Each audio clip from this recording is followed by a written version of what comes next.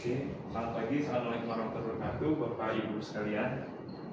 Sebelum memulai acara perkuliahan pada kesempatan siang ini, bukan perkuliahan malah sharing ya Pak ya, kan Bapak Ibu sekalian sudah inilah mengerti kondisi di lapangan itu seperti apa. Izinkan saya Pak memperkenalkan diri, nama saya Haji Setiawan. Saya lahir dari Jakarta, cuma Bapak Ibu saya orang Jawa, Jawanya Klaten. Terus saya sudah menikah, 2 anak, agama saya Islam. Sekarang pangkat golongannya 3B. Sekarang saya bekerja di PKTJ. Sekarang ditugaskan di Humas. Jadi pengambilan gambar dan lain-lain. Lewat pendidikan saya lulusan STM, terus Sekolah Tinggi Transportasi Darat Bekasi. Pasca sarjananya di Universitas Sultan Agung Semarang, ambil teknik sipil. Dan terakhir saya di hukum. Walaupun saya nggak salah, saya tetap di hukum. Ada yang mau ditanyakan Pak? Oke. Saya kalau tidak ada yang ditanyakan, saya mau balik. Oh ya, materi yang akan kita diskusikan pada kesempatan siang hari ini peraturan manajemen rekayasa lalu lintas.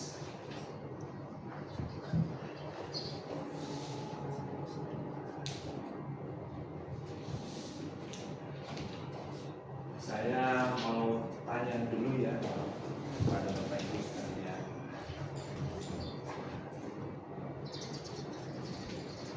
Semua hal itu pasti diawali apa, mengapa, siapa. Oke. Kita balik ke peraturan manajemen rekayasa lalu lintas. Pak Beta ada? Ibu Beta, maaf. Ibu Beta, kira-kira menurut Ibu apa sih peraturan manajemen rekayasa lalu lintas itu? Kita share. Beta, kira-kira peraturan manajemen rekayasa lalu lintas itu apa sih? Menurut Ibu aja, apa yang tadi Ibu sampaikan. Aturan yang digunakan untuk mengatur lalu lintas. Oke. Aturan untuk lalu lintas. Tadi apa sih? Kenapa kita buat? Karena kalau seperti kita kan, kita harus tahu dasarnya kenapa sih dibuat. Nah, kita tahu. Pak Yosef, ada Pak Yosef. Pak, kenapa aturan lalu lintas tadi yang Ibu Beta sampaikan, aturan lalu lintas itu dibuat? Kenapa Pak? Kira-kira agar Yosef, kenapa aturan lalu lintas itu dibuat? Iya, supaya ditaati aturan. Supaya ditaati. Oke, supaya ditaati. Berikutnya Pak Teni Robert Adam. Pak Teni, supaya ditaati. Siapa yang harus menaati aturan tersebut? Dasarnya aturan dibuat ditaati kita semua ya. Kita semua yang terkait pada satu aturan negara tersebut atau bermungkin misalkan Bapak Ibu orang Indonesia terus ke Singapura makan permen karet, didenda tetap ya Pak. Terima kasih Pak, bermungkin di suatu tempat. Oke, siapa kenapa? Berikutnya Pak Yohanes. Nah, Pak Yohanes, ternyata aturan itu dibuat. Kenapa aturan itu dibuat, terus bagaimana cara aturan itu dibuat? Bapak pernah nyusun SK atau apa? Bagaimana cara aturan itu dibuat? Bagaimana cara aturan itu dibuat?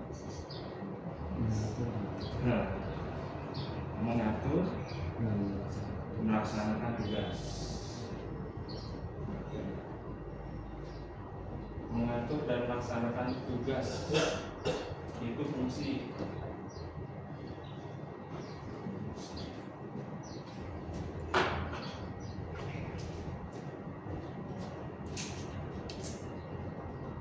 Fungsinya mengatur dan melaksanakan tugas fungsi. Bagaimana atau tahapan aturan dibuat. Tadi Pak Yohanis, sekarang Pak Onisimu Rarsina. Ya, Pak, di tempat Bapak ada buat aturan tentang SK, surat keputusan, misalkan surat keputusan penutupan jalan, surat keputusan membuat jalur satu arah. Pernah nggak Pak? Nah, Pak Oni ini asalnya di mana? Ambon. Kalau terkait penetapan simpang bersinar, pakai SK nggak Pak? Enggak ada ya. Pemindahan pegawai, pakai SK? Oke. Contohnya itu ya, kalau nggak ada, berarti nanti kita bahas lebih dalam. Ini saya mau menyampaikan dasarnya dulu. Habis dari sini baru nanti susunan tentang peraturan itu apa saja. Dari susunan peraturan apa saja baru kita masuk materi pokok, yaitu aturan manajemen rekayasa lalu lintas panjang Pak. Jadi tahapannya biar sama paham dulu, kita samakan persepsi bahwasanya aturan lalu lintas itu untuk apa, kenapa, siapa. Iya, silakan. Oke, ya. Ya, betul. Terima kasih.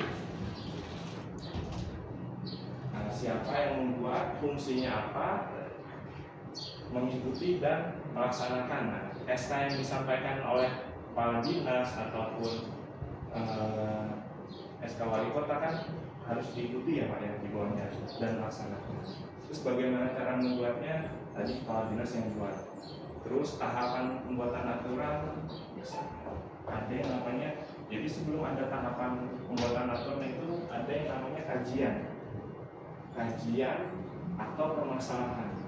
Ada yang nggak sesuai kajian berarti bermasalah. Contoh misalkan saya bermasalah di bagian ini, saya dipindahkan SK-nya setelah dikaji gitu. Nah itu contoh kajian. Jadi setiap sesuatu itu aturan, undang-undang, peraturan, kalau ingin dikeluarkan pasti harus ada masalah atau kajiannya. Kenapa aturan itu diatur? Karena ada masalah. Kalau nggak ada masalah nggak usah diatur. Ya Pak ya, konsepnya itu. Aturan dibuat karena ada masalah. Kalau aturan di Indonesia banyak, berarti banyak masalah.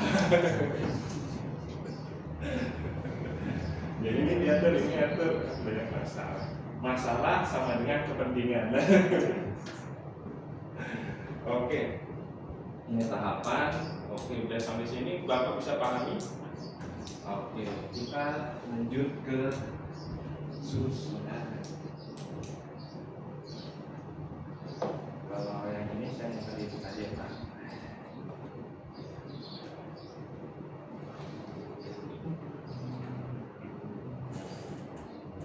Hierarki aturan. Ya, makasih Mas.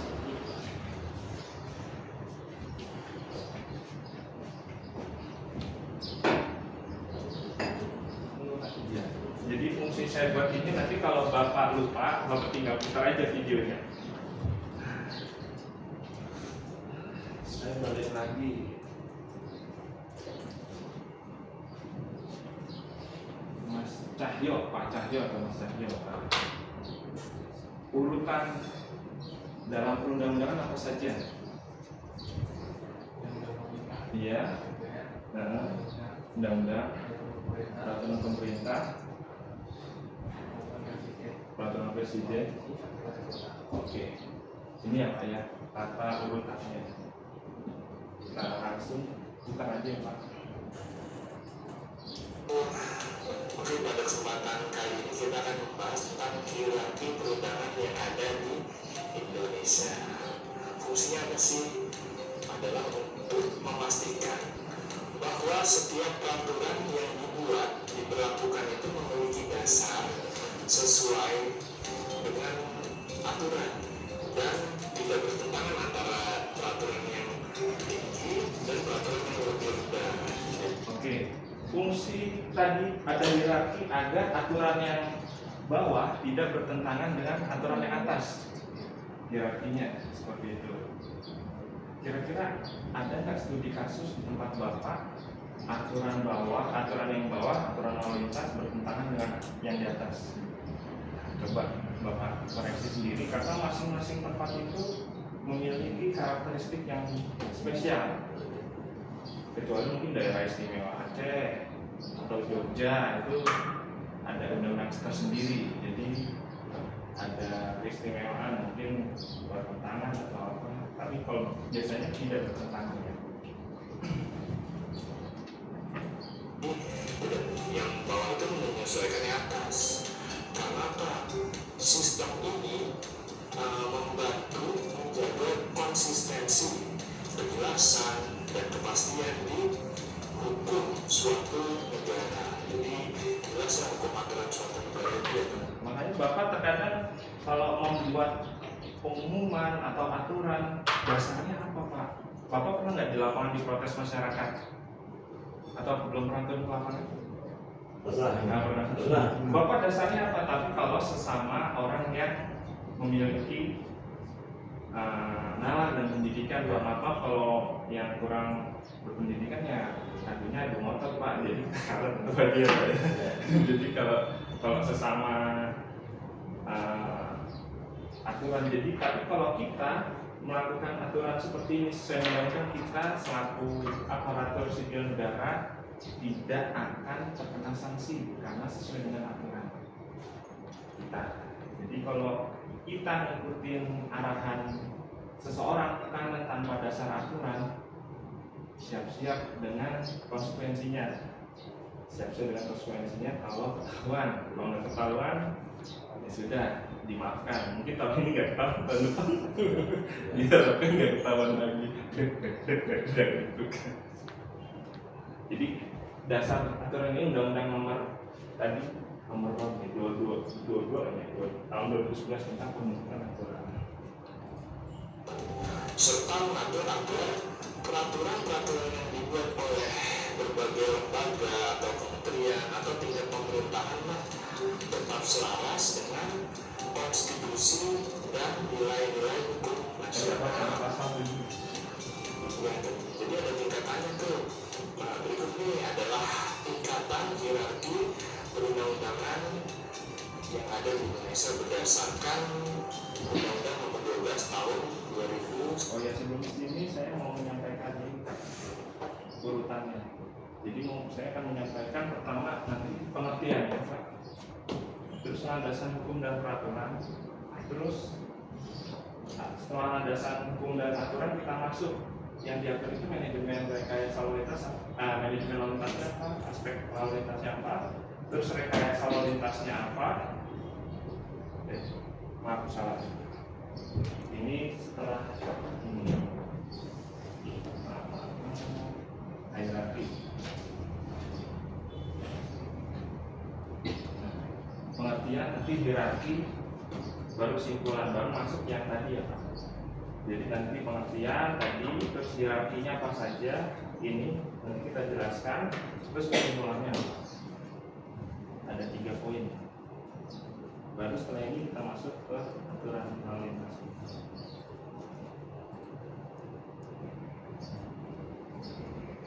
Tentang pembentukan peraturan undang-undang ya teman-teman. Jadi barangkali ada perubahan, mohon koreksi. Yang pertama itu adalah Undang-Undang Dasar Negara Republik Indonesia tahun 1945 atau yang sering kita sebut itu Undang-Undang 1945. Pertanyaannya Pak, pernah nggak undang-undang ini diganti? Belum. Pernah. Zaman Soekarno. Iya. Saya baca sejarahnya sih itu saya nggak ngalamin Pak. Iya. Top MPRS presiden seumur hidup. Sejarahnya dirubah lagi baru lagi undang-undang. Jadi Undang-Undang 1945 ini merupakan hukum dasar di Indonesia yang tertinggi dari semua peraturan di Indonesia. Jadi peraturan di bawah itu tidak boleh bertentangan dengan ketentuan Undang-Undang Dasar 1945. Yang kedua, ketetapan majelis. Jadi ketetapan majelis permusyawaratan rakyat atau MPR. Jadi MPR ini adalah ketetapan yang dikeluarkan oleh majelis permusyawaratan rakyat ya, atau MPR. Dan sifatnya ini mengikat dengan fungsi utamanya apa sih? Ya jelas ada aturan dari MPR ini untuk menetapkan aturan-aturan yang fundamental yang berfungsi sebagai pedoman untuk pembentukan undang-undang. Gitu. Jadi bedanya undang-undang tadi undang-undang dasar misalkan Pancasila satu, ketuhanan yang Maha Esa, ketuhanan yang Maha Esa. Ini pas waktu pengimplementasinya kan bingung. Nah dibuatlah undang-undang misalkan setiap misalnya aturan tentang agama, setiap orang misalkan undang-undangnya Pak berhak menjalankan ibadah masing-masing.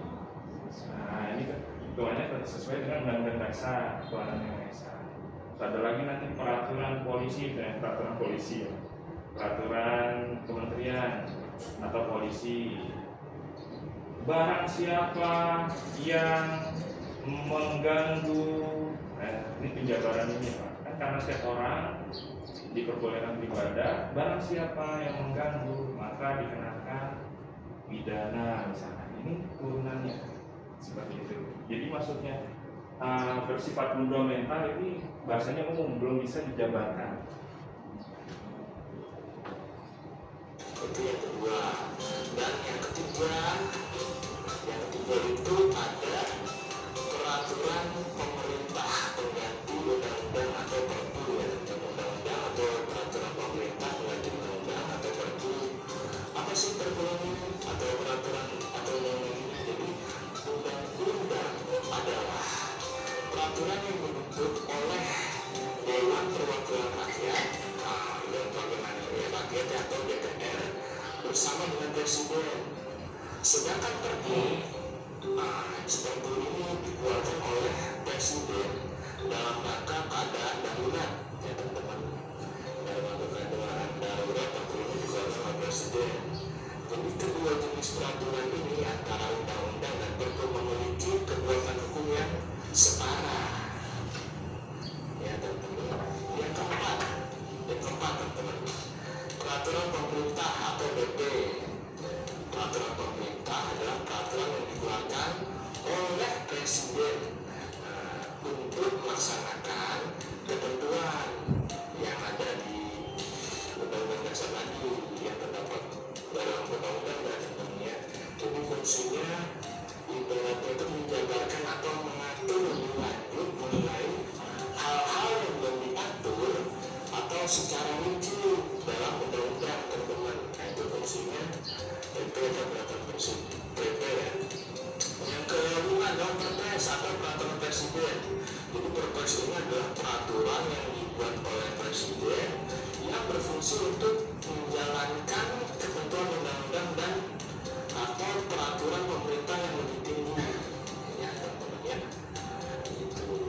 Yang keenam ini ada namanya peraturan daerah atau yang sering kita dengar itu Perda ya teman-teman. Jadi peraturan ini dibuat oleh pemerintah daerah baik dari tingkat provinsi maupun kabupaten. Yang dibuat ini peraturan ini bersama DPRD setempat.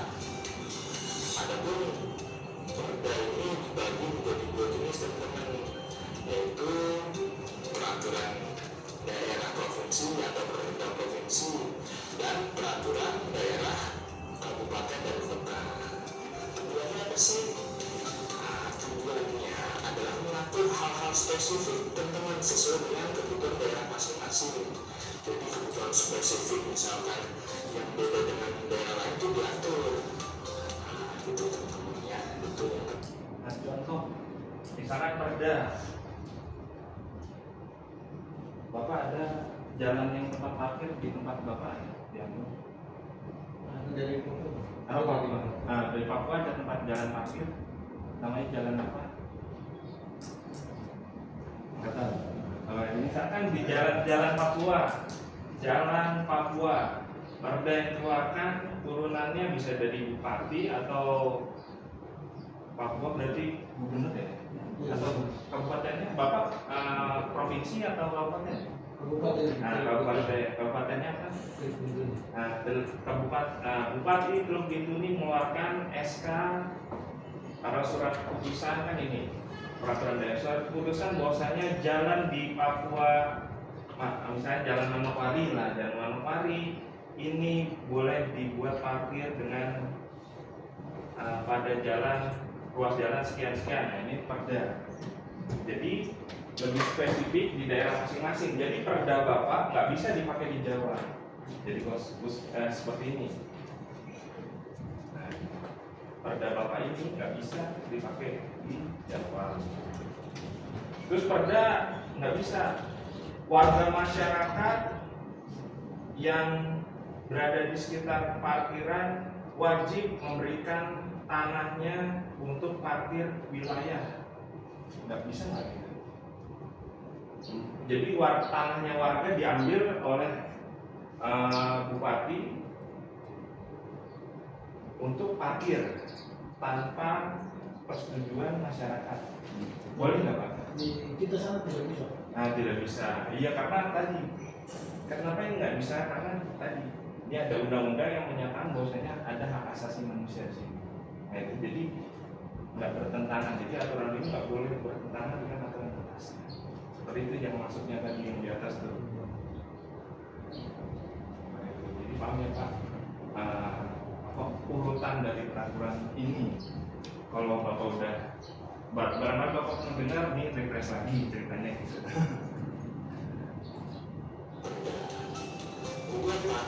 Buat ini memastikan setiap peraturan Indonesia memiliki kejelasan dalam penerapan dan saling mendukung dalam rangka untuk membentuk aturan yang koheren atau bersinambungan. Demikian hierarki peraturan perundang yang ada di Indonesia. Ada yang mau ditanyakan sampai sini Pak? Atau Saya mau ini sih.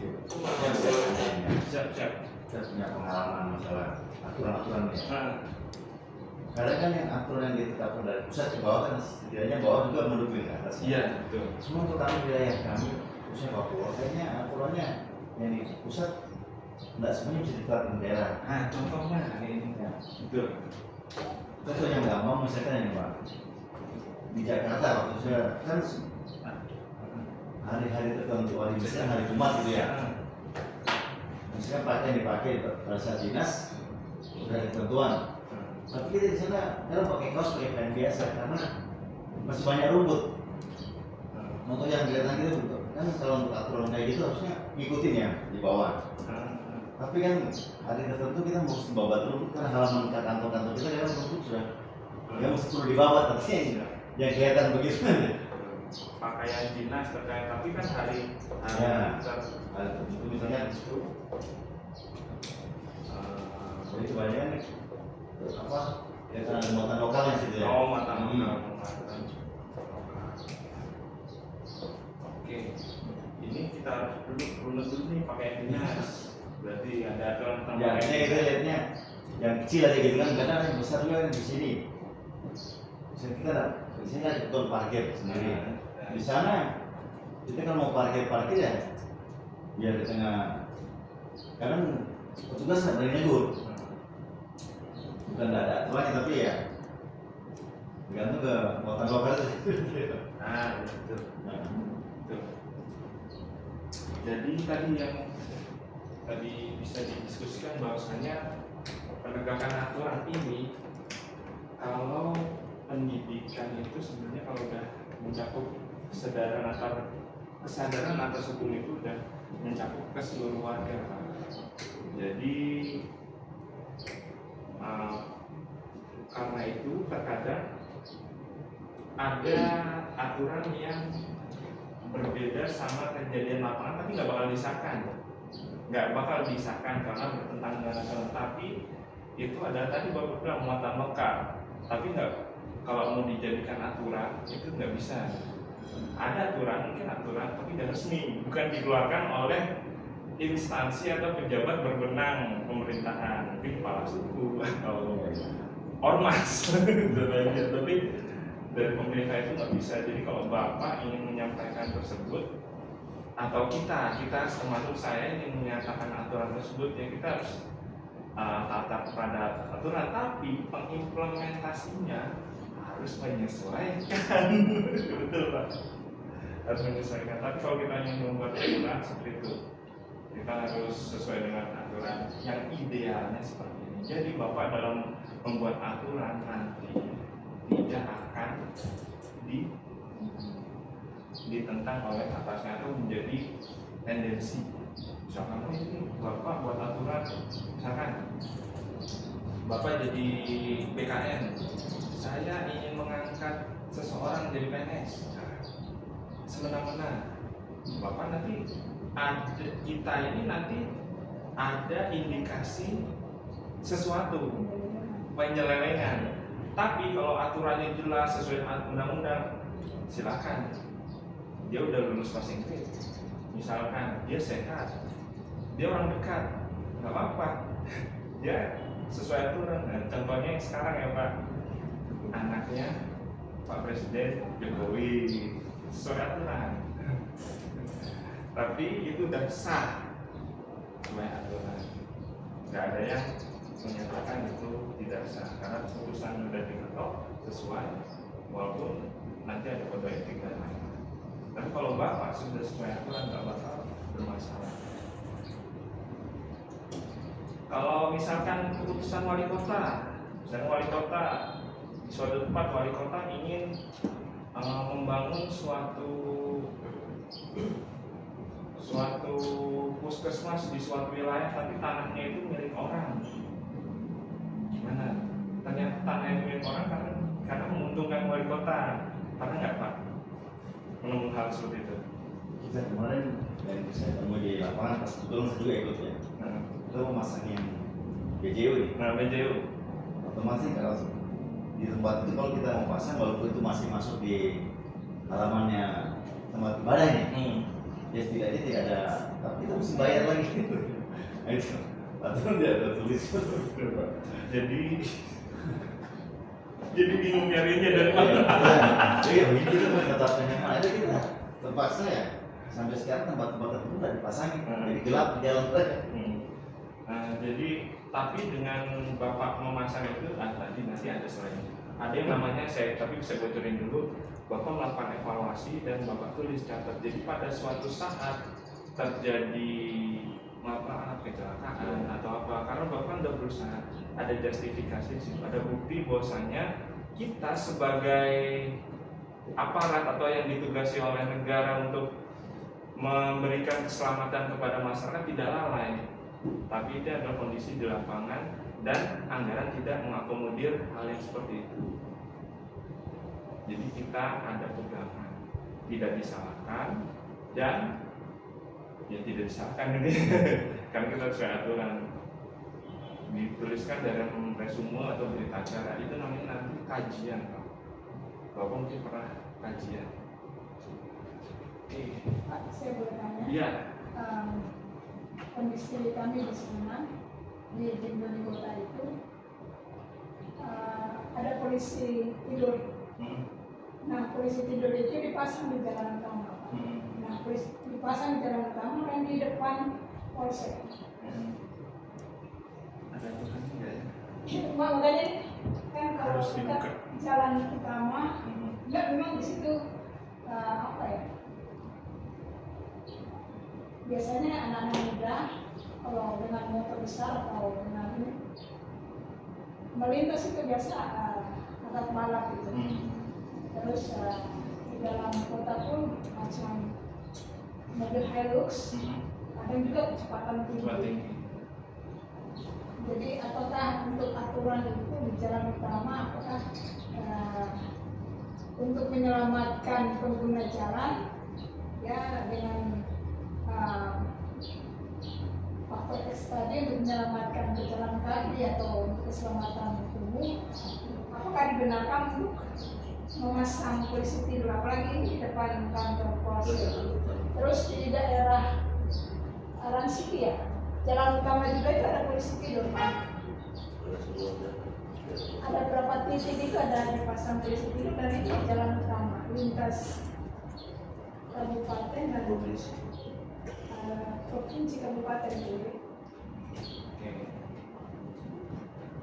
Pemasangnya polisi tidur di jalan utama. Ya. Apakah sah? Apakah sah atau seperti apa? Ini masuknya sama ke kearifan lokal. Kalau di jalan utama biasanya ada kajiannya dan bukan polisi tidur. Namanya apa, Mas Cahyo? Speed bump atau rumble strip ya, rumble strip. Nah, kalau speed bump juga kebesaran. Nah, rumble strip. Jadi fungsinya bukan polisi tidur sebenarnya. Makanya yang buat ini pasti warga sekitar biasanya. Ya, kayak gitu. Dari kepolisian. Benar, kayak polisi itu. Tapi dia kalau digugat, kalau secara hukum ya Bu, nah ini kan bukan kearifan lokal. Kalau secara hukum ini bisa dibongkar. Pak, ini tapi ini apa nih bisa kecepatan tinggi atau banyak kecelakaan, justru kasih posisi tidur. Kalau motor pada jatuh. Nah, kalau nggak itu ngebut, nah yang ngebut kan merasa terganggu di depan depan kantor polisi atau TNI ini ya. Di depannya juga rumahnya Kapolres. Di depan Kapolres dan di sebelahnya itu juga ada TK polisi. Dan sering terjadi kecelakaan, akhirnya kebijakan dari kepolisian memasang polisi tidur tadi. Sebenarnya bukan polisi tidur. Apa kalau di sekolah? JOOS, zona selamat sekolah. Nah, itu proyek bapak itu. Tapi ini kan Bukan dipakai aspal Pak. pakai Aspal. awalnya itu pakai tali tambang itu Pak. Nah, itu Habis itu itu kearifan lokal. apa semennya? Lagi negur. Betul. Nah jadi awal-awalnya itu masyarakat komplain merasa tidak nyaman ketika melintas ya di situ. Tetapi masyarakat harus mengikuti saja karena yang pasang itu polisi. Oke Pak, ini kan teori ya Pak. Teori hukum sesuai dengan aturan. Pada dasarnya Pak, mohon maaf nih saya harus berkata jujur dan terbuka. Hukum yang berlaku di alam itu hukum apa Pak? Yang buat Yang buat menang yang menang yang kecil kalah. Hukum rimba Bu. Ya. Ini kalau Kapolres berarti kalahnya sama Kapolda. Jadi lapor itu Kapolda berdasarkan kajian yang telah dibuat. Kapolres itu lewat sini. Sudah sering lewat Kapolda, gubernur, kemudian Pangdam itu lewat jalan. Pejabat-pejabat daerah Jadi lewat situ ya, yang tadi utama. hukum apa namanya ini? Hukum alam, Hukum alam. hukum rimba. Hukum rimba. Tapi karena kita udah beranjak modern, beradab, ini kita buat aturan agar setiap orang itu memiliki paling enggak lah memiliki rasa keadilan. Jadi nggak semena-mena bagi yang lebih tinggi jabatannya dan lain-lain. Tapi untuk mendekati kesempurnaan keadilan itu utopia atau kayaknya sesuatu hal yang jauh. Nggak cuma di Indonesia, di luar negeri pun sama. Itu pandangan berarti masuknya ke agama nanti. Bagaimana kita bersyukur? Benar, karena kami di Papua, khususnya di Papua, yaitu Papua Barat, kami di Kabupaten Teluk Bitung itu banyak hal yang kita harus alami. Terutama tuh kalau kita polisi. Iya. Polisi itu seakan-akan mereka yang benar di hadapan kami. Nah, jadi kalau jadi pasang tenda, apalagi kalau masyarakat mau ini nikah pernikahan saja, mereka pasang tenda itu di jalan raya, di jalan utama sekali. Seharusnya mereka harus koordinasi dengan kita. Betul. Kan mereka dengan kita kan mitra kerja. Betul. Seharusnya mereka harus koordinasi dengan kita supaya agar kita bisa sama-sama kira-kira bagaimana. Tidak boleh pasang tenda di jalan terus, jalan utama terus macet. Itu kan tidak boleh. Apakah itu betul atau tidak? Itu yang pertama.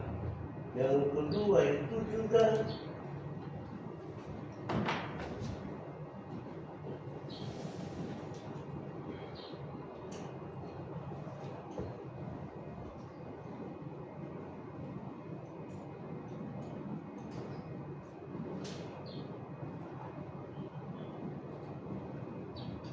Ada lagi? ya. Jadi seakan-akan kami di perhubungan, khususnya perhubungan ini tidak layak di hadapan mereka, terus mereka macam anggap remeh kita. Terus kalau kita macam tegur masyarakat pun juga tuh mereka tidak apa yang kita tegur mereka tidak ini. Malahan mereka lebih dengan polisi daripada kami. Nah, terima kasih. Jadi terkait tadi siap. Jadi terkait tadi jalan utama dibuat tenda untuk kegiatan masyarakat dan lain-lain. Ya.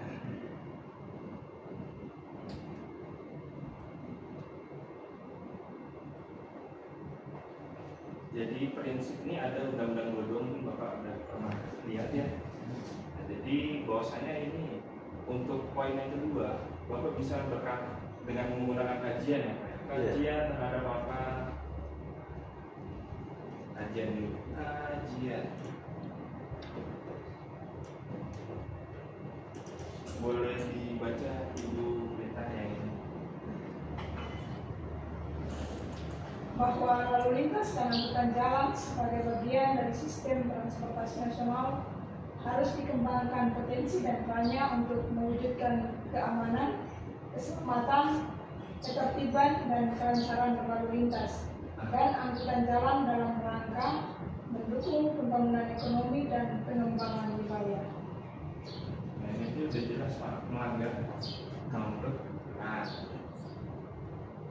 terus caranya teknisnya gimana? Bapak buat kajian, terus itu siapa yang bangun? Cari atasnya Pak. Nah, ya maaf nih Pak ya, yang kemarin polisi yang propam kan ganti propam bisa itu kan karena Kapolri-nya turun tangan, Presidennya turun tangan, mana bisa? Karena apa? Nggak ada lagi. Setelah kajian ya Pak, setelah kajian baru naik Bapak. Sekarang kan media sosial viral, no gas. Tapi dengan cara viral ini Bapak harus punya pegangan dulu namanya kajian. Ya. Ini Pak strateginya. Kalau cuma itu tadi kan nggak dianggap karena tadi pisau itu tajam ke bawah, tebal ke atas. Nah, viral turunlah misalkan bupatinya pasti kan membela yang viral. Nah besok kan naik lagi mau dipilih. Oh iya bener nih Pak Bahasi ya Pak Bahasi ini bener nih kajiannya. Oh, dipanggil lah Pak Bahasi ini sama bupati setempat. Pak Bahasi gimana tuh? Kok jadi viral lah? Pak Bahasi baru ngomong. Ini Pak menurut kajian Undang-Undang Nomor 22 bahwasanya lalu lintas itu untuk mewujudkan keselamatan. Nah Pak, kalau misalkan ada tenda di pinggir jalan, apa berkeselamatan Pak? Iya ya benar juga ya. Apa berketertiban Pak? Iya ya betul juga ya.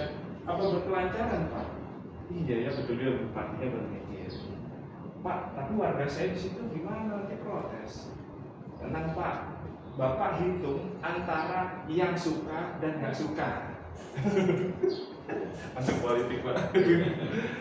Kalau Pak Bupati banyak yang suka, naik Pak. Kalau banyak yang tidak suka, terus Bapak diemin, mana kinerja Bapak panas-panasin. Setelah tidak, gitu ya Pak. Memang kalau yang kayak tadi tenda itu kita sudah ada perdanya sendiri di sana ada. Cuman masalahnya ini Saya kasih teknisnya Pak. Misalkan polisi itu kuasa Saya kasih cara teknisnya. ya contohnya saya yang polisi tidak bisa saja.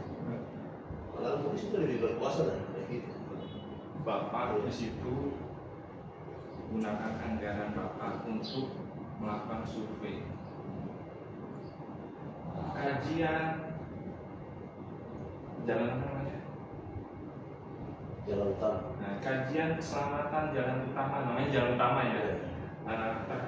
Kajian pemasangan polisi tidur di jalan utama terhadap keselamatan, persepsi ya, maksudnya survei, persepsi keselamatan pembangunan, persepsi pemasangan, jadi kajian persepsi pemasangan polisi tidur di jalan utama. Bapak bikin kuesioner lah,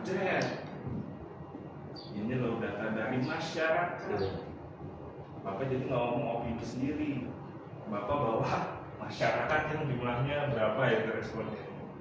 Cara aja bukan survei itu kan. Nah itu jadi senjata Bapak buat ini. Begitu kuncinya Pak. Kalau kita jadi tadi hukum rimba, pedang, bukan pedang makan juga, pisau, tajam ke bawah, kebunan.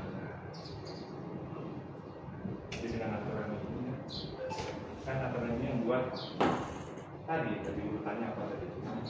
Undang-undang. Saya yakin polisi juga maaf nih, nggak semua tahu aturan Pak. Kayaknya loh Pak. Saya juga nggak tahu tentang aturan. Aman, ya udah kemarin aman, ya udah lanjut. Gimana aman? Baru 2 tahun ya udah gitu aja terus. Bapak datang penggebrakan, saya pernah nikah. Ini bisa. Oh besok? Ya iya pasti nanti Bapak viral dulu. Mungkin ada ancaman Pak, mungkin ribet. Biasanya gitu, real. Jadi saya ngasih konsekuensi apa adanya. Tapi ada yang namanya pelindungan saksi. Ada ya, LPSK kan Ibu ya? LPSK. Pelindungan saksi dan ada. Kalau sampai ranahnya saya jadi ceritanya urutan gitu. Kalau jadi masalah LPSK. Saya juga belum pernah sampai situ, cuma sebatas teori Pak. Tapi kayaknya gitu deh.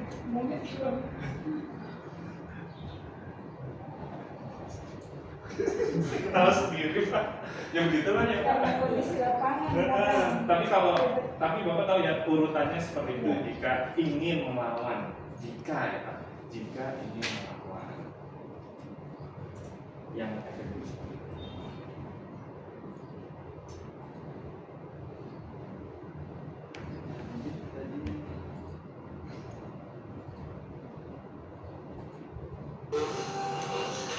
Tapi pada kesempatan ini kita akan membahas tentang peraturan tentang manajemen rekayasa lalu lintas. Jadi kegiatan Bapak itu sebelumnya saya tanya Bapak Ibu sekalian ini ada di bagian lain bukan? Nah, kalau di lain cocok. Mungkin ada yang sudah dilaksanakan di tempat Bapak, ada yang belum. Aspek hukum, terus teknis, Bapak bisa buat kegiatan kajian itu yang tadi pengelolaan, serta bagaimana sih rekayasa lalu lintas itu untuk meningkatkan efisiensi, keamanan, dan tadi ya Pak Undang 22 tadi. berikut adalah Ini ada Pak di YouTube. Ya, di YouTube. tujuan manajemen rekayasa lalu lintas. Setiap aturan itu pasti ada fungsinya.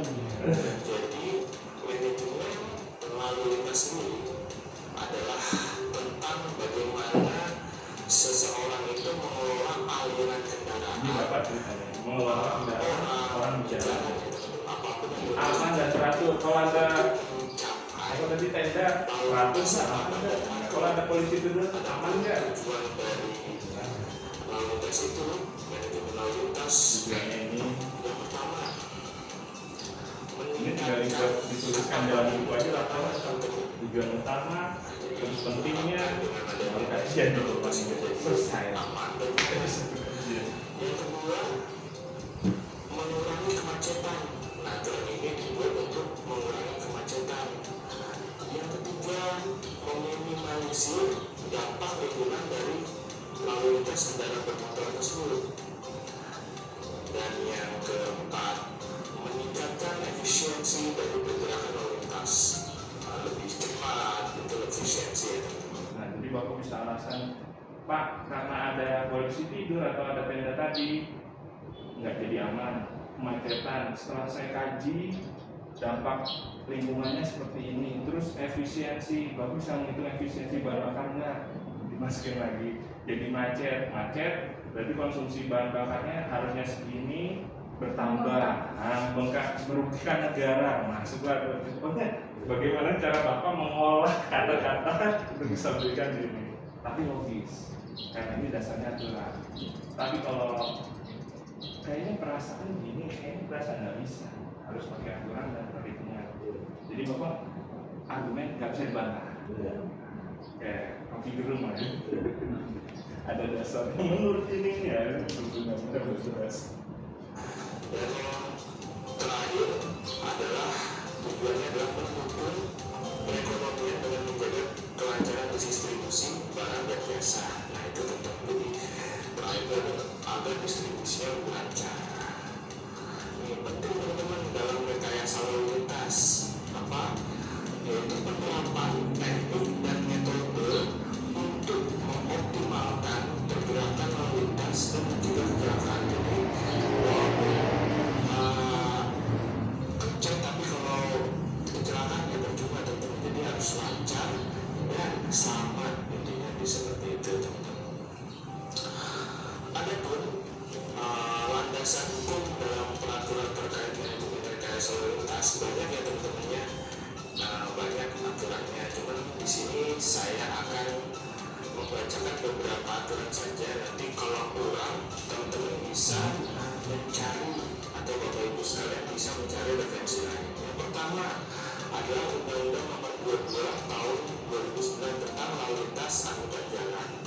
Dalam undang-undang ini bisa digarisbawahi bahwa fokus pada kewenangan pemerintah antara pusat dan daerah dalam mengelola lalu lintas. Oh iya, saya tambahkan lagi Pak. Jadi ada jalan nasional, jalan provinsi, jalan kabupaten. Nah itu polisi tidurnya atau tendanya itu di jalan mana? Nah itu berarti wewenangnya di situ.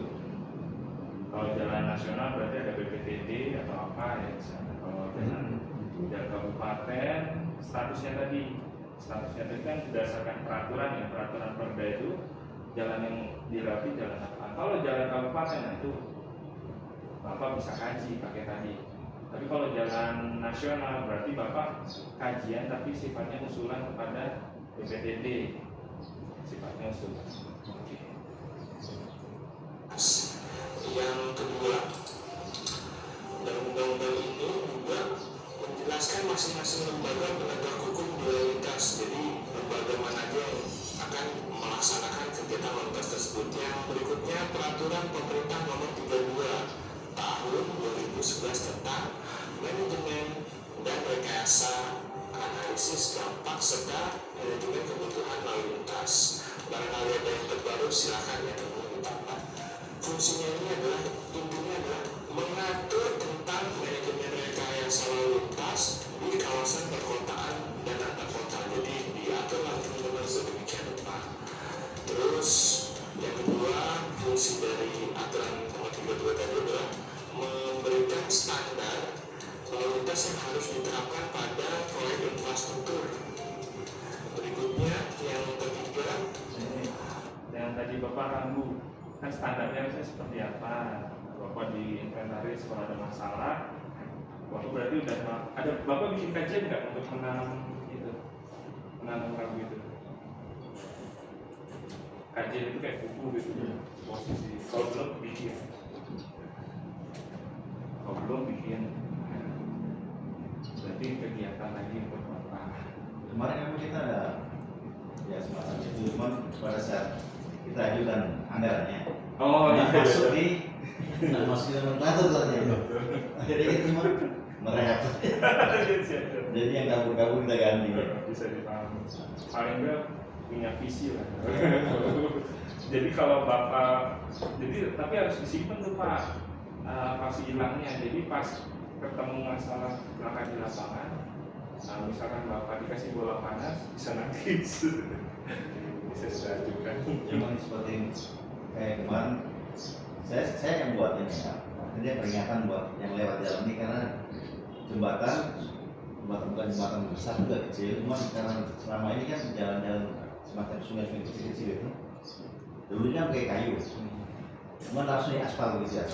Kan pada saat dia laku turun, baru dilewatin di situ pejabat-pejabat yang lewat. Saya pasang hati-hati tempatnya sini. Tapi sampai saya juga ajukan ke PU pengerjaan ini. Alasan jalan provinsi ini semua kita kabupaten yang pakai kok. Cuma khawatirnya ada apa-apa situ yang kena, kita punya hubungan juga. Warga secara teknis warga kan datang ke bapak. Iya, itu. Secara teknis itu dilakukan warga dan warga ngomong. Kita nggak tahu itu bukan nih, tahu ini hubungan dulu. Iya pak. Itu kegiatan macam tadi pemasangan pembuatan sesuatu, bukan kita ajukan yang masyarakat minta. Saya kampung sini harus dikasih jalan atau dikasih lampu penerangan sampai galian tidak ada, atau masyarakat juga minta dibuatkan. Minta sampai ke bupati. Kalau langsung ke Sukuna, Ke dinas. ke dinas. Sedangkan kita tuh ajukan jalan kan yang nggak untuk ini. Kebutuhan rutin tadi kan terus. Keuangan sudah cukup. Oke, kita kasih bukan di situ. Bisa nggak sih pak bu masyarakat itu berkomunikasi sama bupati. Jadi maksudnya jadi buat notisnya bupati bahwasanya anggaran di desa itu jangan dipotong karena ini aspirasi dari masyarakat. Kembali ke penting. Barangkali Apalagi kalau politik kayak gini pak, repot. iya barangkali warga situ itu warga pemenangan bapaknya itu apa? Iya. Langsung aja nih ya pak. Jadi pada saat kita ada di acara di DPR belum selesai ini. Waktu pengungkapan anggaran anggota dewan ya ketemu kepala dinas. Nanti saya punya ini, saya punya. Sebenarnya kalau mau minta proyek silakan. Tapi jangan cuma proyeknya aja, uangnya kasih kita gitu. Tapi selama ini kan enggak minta proyek, tapi uangnya dikasih kita, nanti kita punya kegiatan lain yang khusus kita punya bidang atau punya enggak jalan ya. Karena kepentingan tadi. Jadi kita kadang dilema pak. Di tengah-tengah ya bu pak. Ini digencet, sini digencet. Masyarakat minta ya di atas juga minta gitu. Kesempatan dalam kesempitan. Ada namanya aturan di bawahnya itu namanya SOP. Ya. Jadi SOP itu sifatnya dinamis ya pak ya. Jadi yang buat kepala dinas saja. SOP kayak SOP pengujian, SOP pengaduan. Nah, jadi dengan SOP itu masyarakat jadi tahu. Awalnya sih nggak tahu ya pak, tapi setelah ada SOP itu, jadi tahu. Maksudnya ini arahnya kemana. Jika tidak ada anggaran itu seperti apa? Bisa nggak ya pak? Nggak bisa ya? Bisa. Nggak bisa ya? Susah ya? Pelaksanaan eksekusi lapangan itu repot pak. Iya. Ini kemarin kita dapat ada kegiatan BTI ya, tambahan ya. Gagal nih, dapat yang 2 kampung. Kampung lain begitu dengan mereka semua mengajukan semua minta semua. Terus bapak mau ngejelasinnya gimana tuh? Ini real ya kondisi lapangan. Saya bilang ya, kita kan nggak bisa janji. dalam hal ini kita tidak boleh janji karena ini dikejar terus. Dikejar-kejar ya. Sebagai namanya ini kan sebagai masukan nanti buat kita tampung ya. Tetap tentunya kita tampung dulu ini. Kalau tampung sampai di mana ini?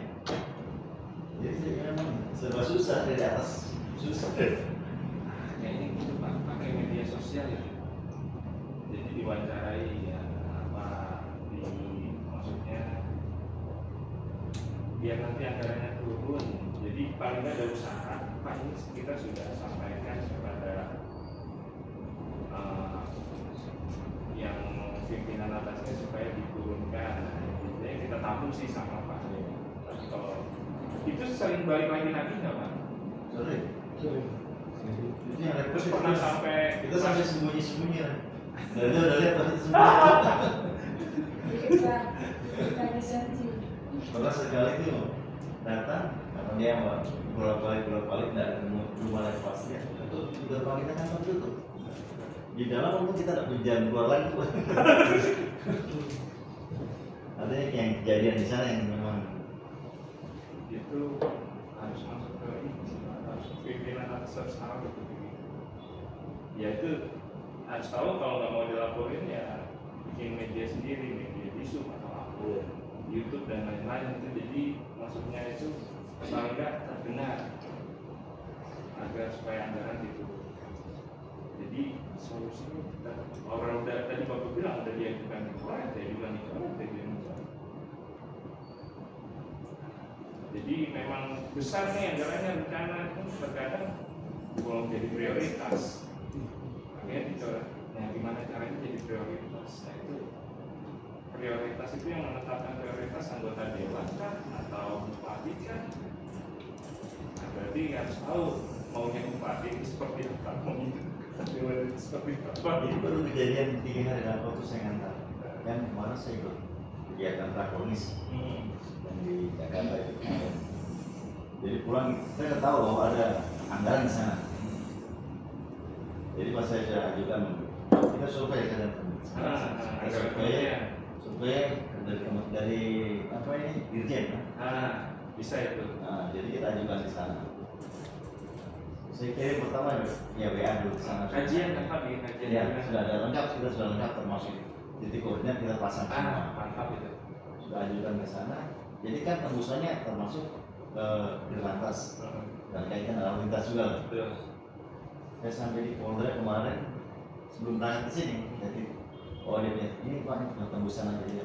Wah ini proyek kalau gitu dia. Aduh. Berarti nyampe kan masyarakat ini kapan ini? Kata-kata awalnya udah. Iya. Saya dipanggil masuk ke dalam tuh ini mereka lihat saya. Wah ini proyek kalau begitu nanti kita tangan Pak. Ini belum apa-apa sudah. Sudah mulai patok-patok. Itu cara ngawasinya pakai media sosial. Prosesnya jadi masyarakat bisa mantau secara transparan. Pas berhenti jadi kalau orang udah viral itu jadi orang males ada pada jabatan saya jadi taruh lagi. Susah sih Pak itu. Kalau kita mau benar yang sana yang Sudah susah. paling repot Pak. Betul. Akhirnya itu kalau kita sendiri ya bapak belur. Tapi kalau bapak memang masih bersikeras seperti itu atau berprinsip segitu ingin membangun buat aliansi LSM atau apa di bawahnya yang LSM-nya LSM yang memang memiliki satu visi dengan bapak. Jangan LSM yang proyek lagi ya gimana? Pak Teddy bilang gimana sampai itu? Ada juga peneliti bapak yang ngelaksain loh kok anggarannya segini jatuhnya segini lah. Itu kan dimasukin. Berarti jalan. Saya bisa tanya sedikit. Iya siap. Saya tanya tentang aturan lalu lintas. Saya tanya itu tentang aturan lalu lintas. Artinya begini Pak, saya ini orang lapangan. Saya selalu mengatur bersama dengan teman-teman ini, selalu ada di lapangan. Dari hari Senin sampai hari Jumat. Saya tanya itu begini Pak, saya mau tanya dan nanti Bapak jelaskan untuk kami semua menyangkut si pengemudi kendaraan roda 2 dan roda 4. Artinya saya mau tanya ulang ini tentang aturan ini untuk mengatur di lapangan ini. Kita dari bidang perhubungan biasa kadang-kadang alami di lapangan itu tentang yang mengemudi kendaraan roda 2 dan roda 4. Kalau roda 4 itu saya pikir tidak jadi masalah. Yang nanti jadi masalah di lapangan itu adalah yang menggunakan kendaraan roda 2. Dia tidak lengkap, Pak. Di situ mungkin sementara waktu dia mengemudi kendaraan itu dia tidak pakai helm. Dan kalau kami tegur, artinya ini saya harus tanya Bapak dulu mengenai ini yang menggunakan helm ini. Apakah kami bisa tegur yang menggunakan kendaraan ataukah itu lewat pihak keamanan? Ini kan jadi soal bagi kan dinas perhubungan menyangkut kita yang mengatur kendaraan ini.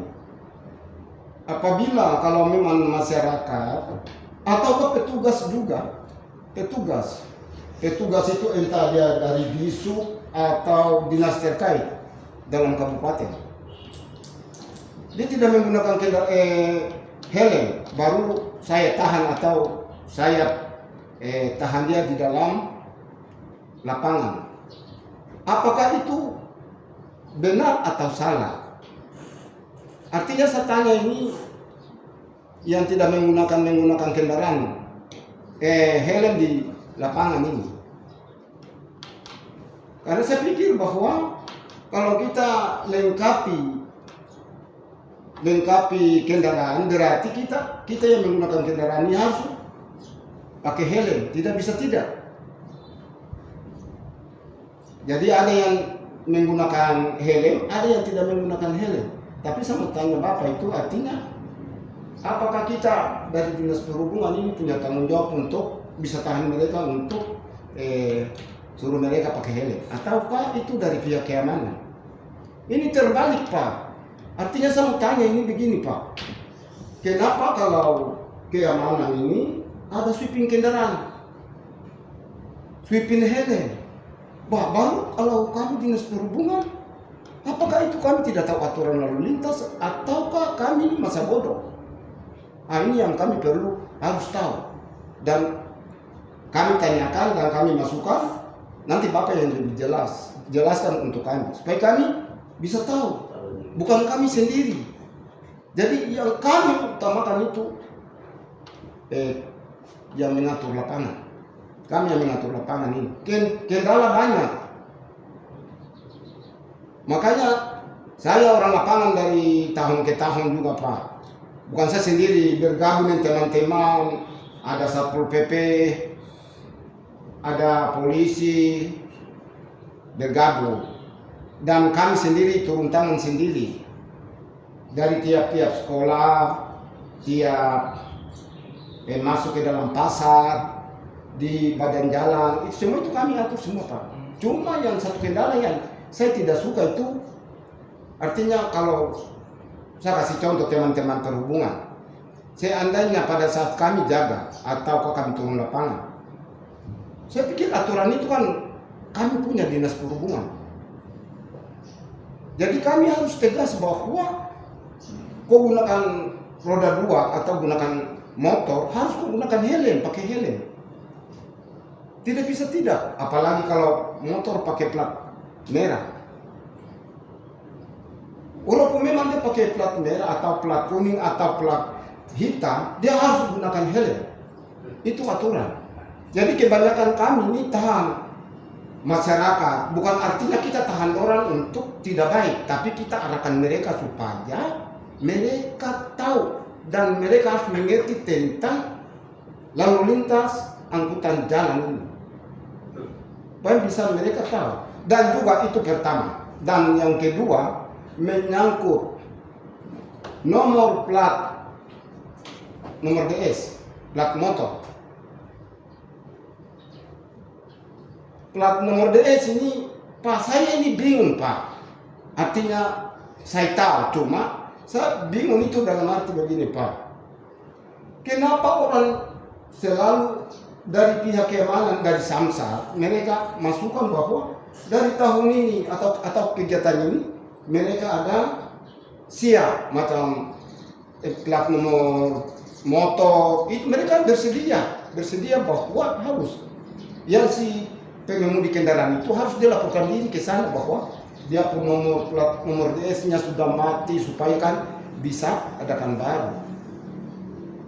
Ternyata kadang-kadang mungkin sengaja atau tidak sengajanya mereka kadang dengar tapi tidak lakukan itu. Nanti sudah plat mati baru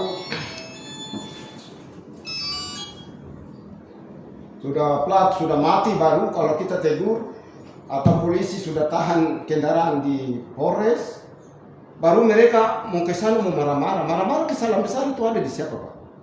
Ada di masyarakat. Kesalahan besar itu ada di masyarakat. Sudah sampaikan berkali-kali tidak nomor plat nomor DS-nya sudah mati, tidak bisa ganti plat nomor DS yang baru. Jadi waktu saya selalu dan teman-teman ini banyak sudah turun ke lapangan setiap hari dari hari Senin sampai hari Jumat. Yang kami temukan dan kendala yang terjadi di lapangan itu hanya seperti ini sudah. Tetapi kalau menurut tadi teman-teman, tadi Bapak sudah jelaskan mengenai depannya polisi kan dong ada apa ini taruh, apa ini tali kah, atau bentuk coran. Itu saya pikir bukan pihak keamanan yang letakkan itu atau pasal itu, bukan, Pak. Itu masukan-masukan yang dari masyarakat ke pihak keamanan. Jadi ini kesalahpahaman. Jadi bukan polisi tidur itu di depan polisinya, bukan mereka yang pasang. Itu usulan dan masukan dan saran yang mereka kasih masuk ke pihak keamanan. Jadi pihak keamanan langsung pasang di depan, karena depan mereka polsek. Jadi saya pikir itu bukan mereka. Kalau mereka tahu aturan tentang kepolisian dan aturan tentang dari dinas perhubungan, tidak mungkin mereka mau pasang begitu-begitu saja, Pak.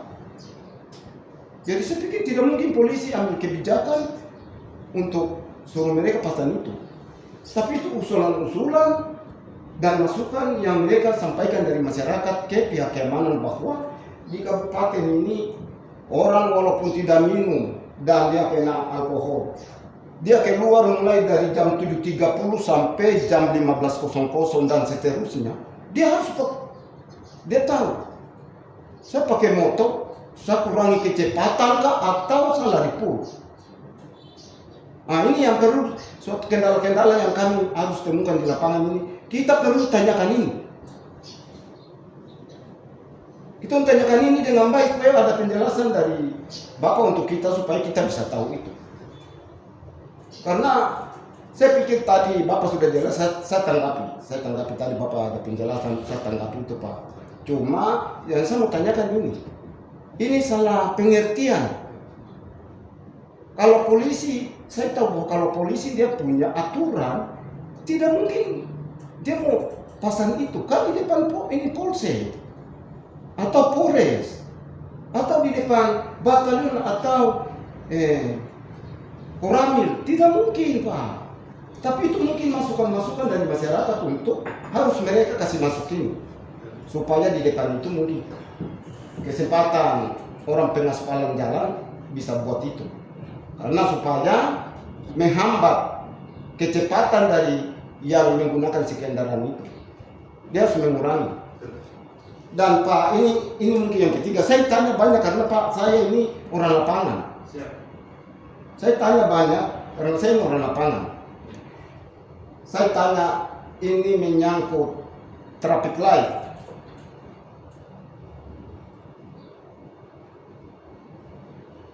Saya tanya itu traffic light.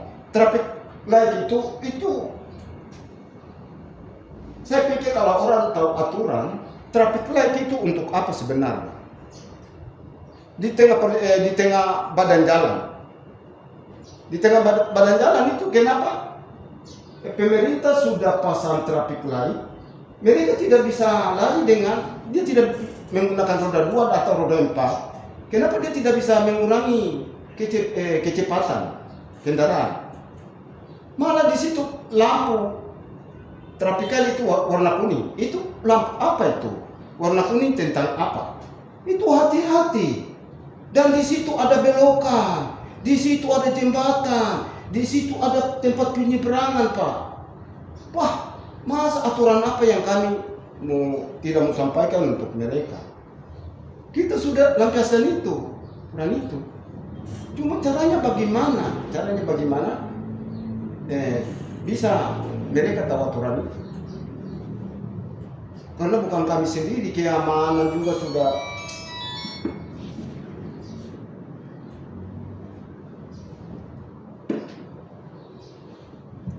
Keamanan juga sampaikan seperti saya juga sampaikan ini juga. Pihak keamanan juga. Di sana ada tikungan, di sana ada jembatan, di situ ada tempat penyeberangan, zebra cross. Kenapa kok tidak stop? Atau kok kurangi kecepatan sebelum kok masuk ke belokan atau pertigaan? Itu harus kurangi dulu, baru masuk ke area itu. Tidak boleh kok langsung dengan kecepatan, tidak bisa. Di depan atau di belakang ada kendaraan. Dan orang penyeberangan juga, zebra cross ini biasa kami kendala dapat banyak. Tentang penyeberangan jalan. Zebra cross ini harus mereka lewat, kita lari sampai ini kurangi. Jangan sebelum menyeberang baru masuk di motor, itu salah.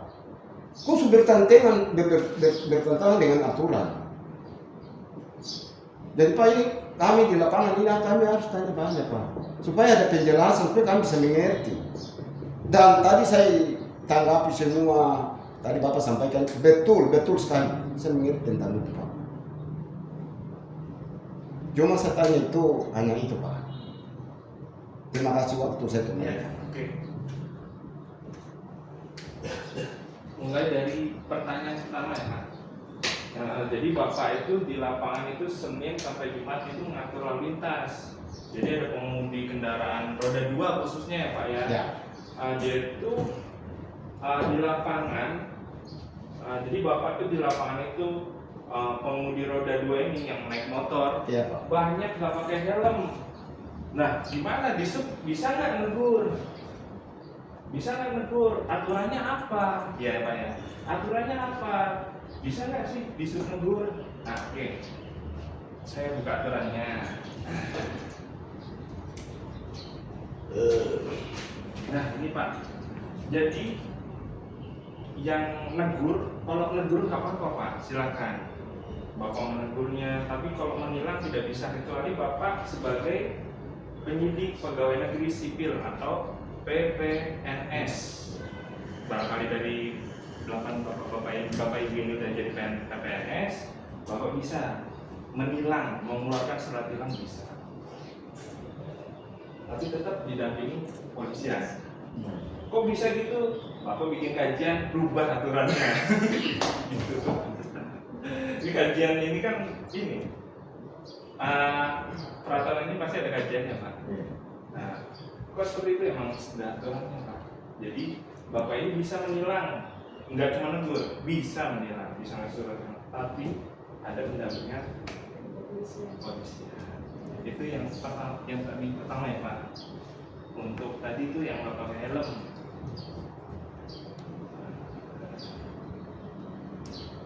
Plat nomor, kenapa orang Samsat itu kan plat nomor sudah mati, kenapa sih didiamkan saja? Sedangkan giliran ditangkap aja, masyarakat ini kok ditangkap, diambil motornya, masyarakat malah marah-marah. Kenapa nggak dari kemarin ngurus laporan, nggak ngurus plat nomor yang udah mati? Ini kebiasaan masyarakat. Dan ini namanya kebiasaan itu. Udah terpatri Pak, dari kecil sampai besar itu kebiasaan sulit dirubah. Terus gimana kuncinya? Ganti potong generasi Pak, bukan potong untuk dihilangkan. Yang ini tetap di Bapak berikan pemahaman, dan anak-anak kecil ini diberikan pemahaman lebih dalam. Kalau ini udah susah Pak, susah, Ya. benar. Jadi intinya aturan yang menyesuaikan orang ini. Aturan yang menyesuaikan orang ini. Jadi kuncinya itu di sini.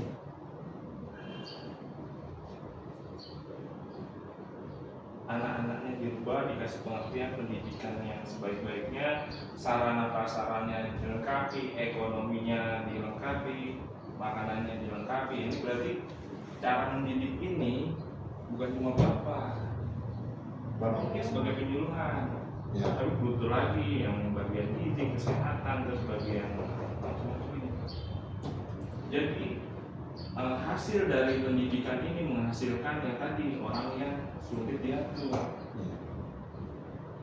Jadi kita juga nggak menyalahkan bapak yang atau orang-orang ini yang sulit diatur, karena saya yakin mereka seperti itu berdasarkan pengalaman mereka, berdasarkan kehidupan mereka yang seperti itu, yang kita juga nggak bisa menyalahkan juga. Tapi ya akhirnya kita sebagai pemerintah atau sebagai pemerintah ya Pak, ya kita harus menyesuaikan diri akhirnya. Yang tadi Pak Denny sampaikan juga, pinter-pinter kearifan lokal. Yang tadi Bapak sudah sampaikan sudah benar, menegur.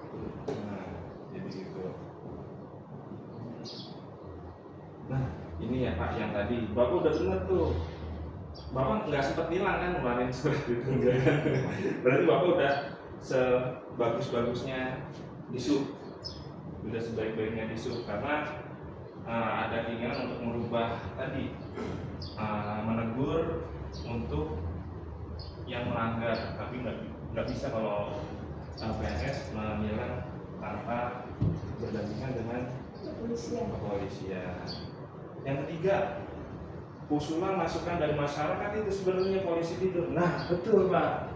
Jadi makanya itu perlu, setiap daerah kan masing-masing ya Pak ya. Bapak di daerah Bapak mungkin ada usulan dari masyarakat, makanya itu saya cuma menyampaikan itu perlu kajian. Kajian kan nggak selamanya salah, nggak selamanya benar. Jadi harus disurvei di lapangan. Seperti apa? Oh itu masukan masyarakat.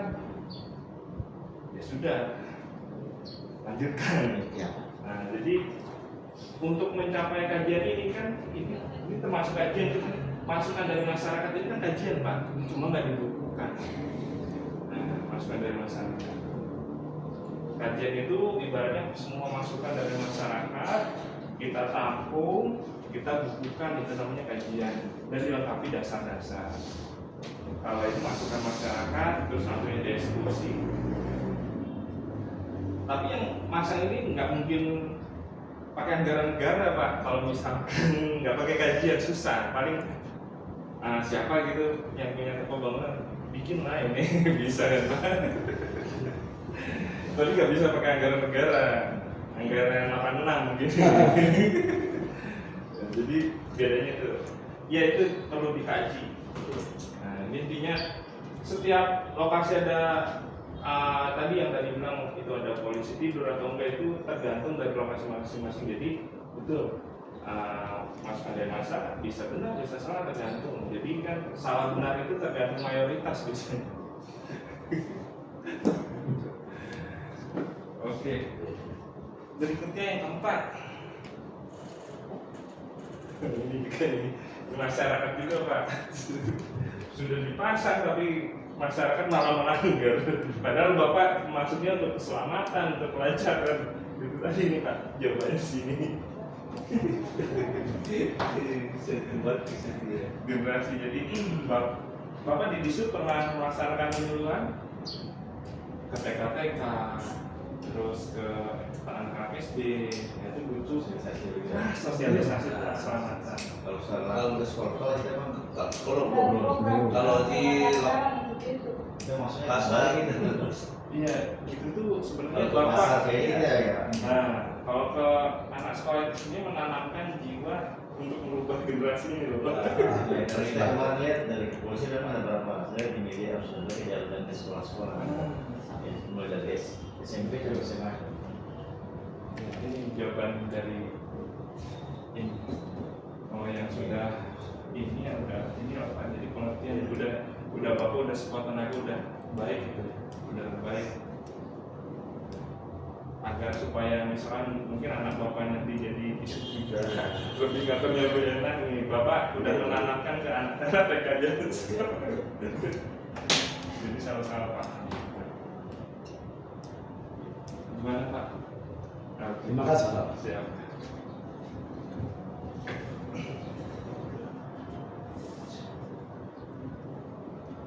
Oh ya, udah mau habis ini nanti materi Bapak ini aja ya.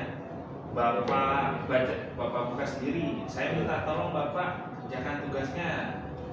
Pilihan ganda. Saya cek. Email. Yang udah di link tuh Pak PKP.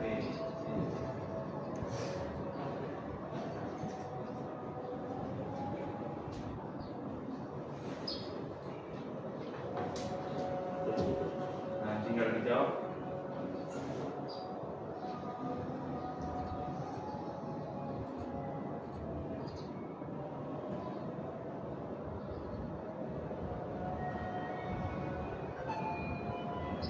Pakai HP bisa.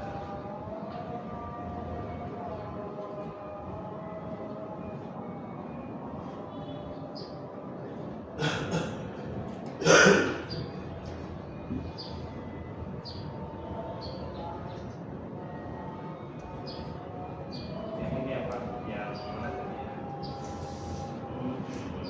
Sedikit. Ya ini, tinggal diklik aja linknya. Klik. Nah, keluar. Nanti tinggal Bapak jawab.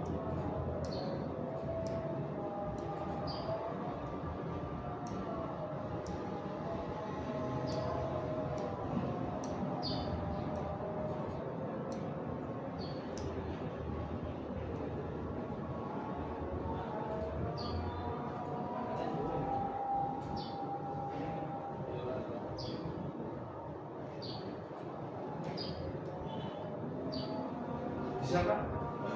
Bingung? Ayo Bu. Bawa HP? Saya kan jadi Oh ya udah. Pak Marius. Silakan. Ya udah sebisanya aja dulu, nggak apa-apa. Saya cek.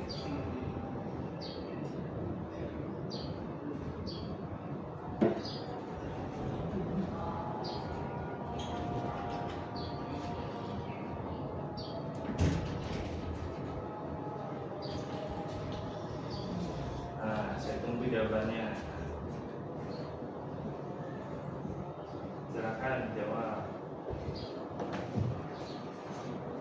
Nanti yang apa namanya materinya kira kurang jelas, nah, di YouTube komentar, Pak ini ada ini nih, nah, bisa jawab dan tuh.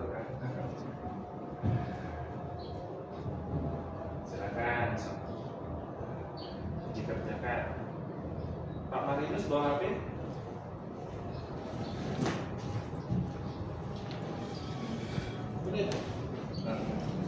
Nah, dikerjakan.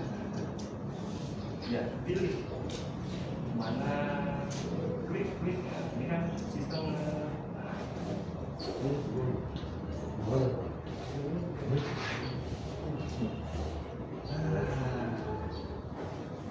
Bapak? Saya pakai HP kayu, Pak. Hah? HP kecil. Pakai HP kecil. Oke, sudah.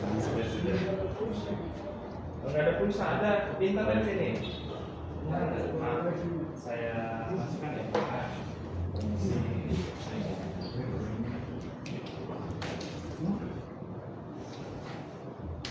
Kelas mawar kata sandinya PKTJ Tegal, PKTJ, PKTJ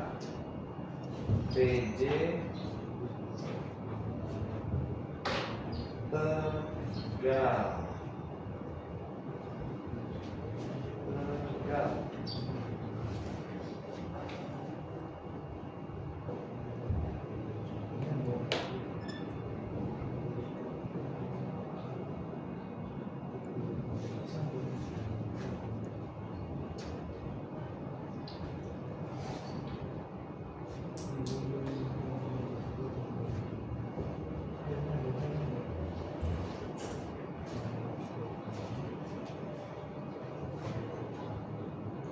Maksud apa PKTJ Tegal?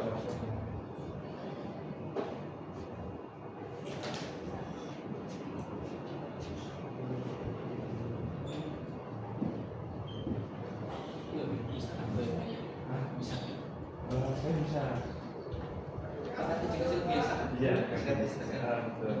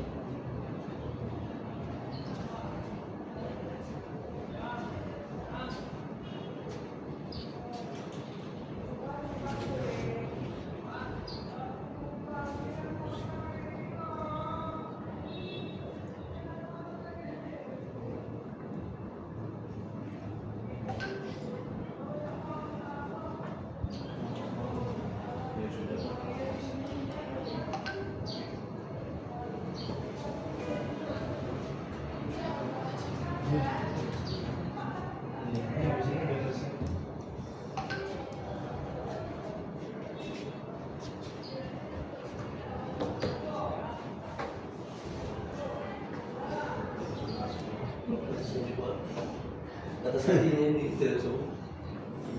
Kata saya. Iya.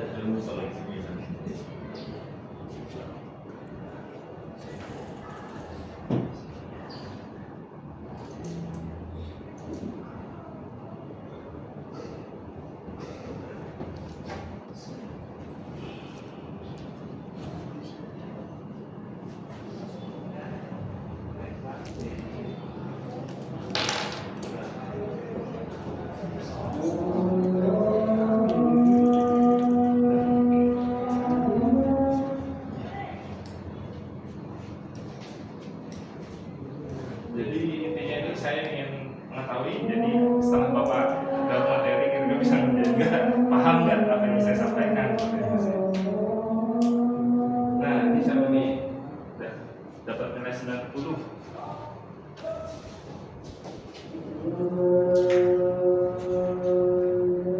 Pak Sigit Budi 100, dari 100.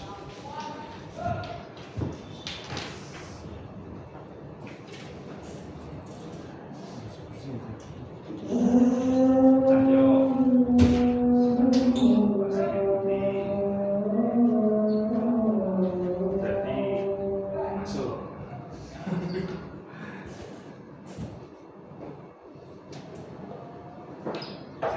di Jalan Kiai.